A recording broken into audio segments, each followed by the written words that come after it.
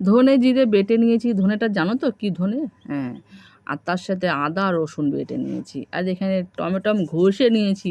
শুকনো লঙ্কা আর গোলমরিচ বেটে নিয়েছি। গরম মশলা বেটে নিয়েছি। ঢেকে দিয়েছি যাতে গন্ধটা উড়ে না যায়।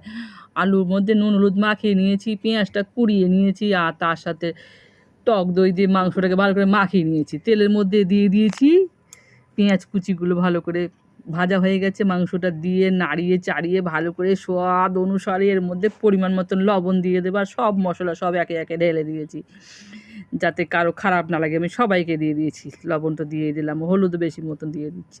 সব কিছু দিয়ে মাখিয়ে ঝাঁকিয়ে ভালো করে কষিয়ে কষিয়ে একদম একদম তেল ছেড়ে দেবে যখন, তখন জলটা দিতে হবে। তার আগে আলু দেবো। ঠিক আছে? একদম কষানো পুরো হয়ে গেছে। উফ! এখনই মনে হচ্ছে যেন ভাতটা বেড়ে ফেলি। কষানো দিয়ে ২ কল ভাত খেয়ে নিই। আলুটা দিয়ে নিলাম, দিয়ে এই জল ঢেলে গরম মশলাটা দিয়ে আমি নামিয়ে নেবো। গরম গরম ভাতে খেয়ে নেবো।